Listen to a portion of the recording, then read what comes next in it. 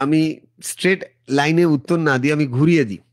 ধরুন আমি আপনাদেরকেও যদি প্রশ্ন করি, একটা মানুষ পৃথিবীর সবাইকে জন্ম থেকে সবাইকে কখনো খুশি করতে পারে? আর যদি সে সবাইকে খুশি করতে যায়, সে নিজে কখনো খুশি হবে? তার মানে উত্তর হবে না। তার মানে এখানে যদি প্রিন্সিপাল হিসেবে দেখি, আমি কতটা জেনুইন আমার কাজে, আমি কতটা জেনুইন আমার লক্ষ্যে, আমার লক্ষ্যের সাথে যদি আমার কাজে আমি জেনুইন থাকি। নাও দ্য কোশ্চেন ইজ, এই জেনুইনটা খুব পার্সপেক্টিভ ওয়ার্ড, কারোর ক্ষেত্রে কি রকম জেনুইন সেটা আমি জানি না। একজন চোরও আজকের ডেটে যদি কোথাও চুরি করতে যায়, তার কাছে ওটা জেনুইন, তার কারণ সেও কিন্তু মা কালীকে নাকি প্রণাম করে যাচ্ছে যে মা কালী আমি যেন আজকে পুলিশের না ধরা পড়ি।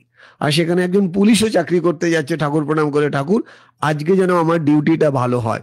What I mean to say, এখানে ওই জেনুইনিটির পারসেপশনের বাইরে গিয়ে যদি বলি যে আমি সবাইকে খুশি করতে পারবো না, আমি প্রিন্সিপালি রাইট হয়ে আমার লক্ষ্যের দিকে যদি এগোই, মিথ্যা অপবাদ আমি পাবোই। পৃথিবীতে রামকৃষ্ণদেবও মিথ্যা অপবাদ পেয়েছিলেন, বিবেকানন্দ পেয়েছিলেন। আপনি যে কোনো একজনের নাম বলুন, দেখবেন তার নামে এত এত মিথ্যা অপবাদ আছে।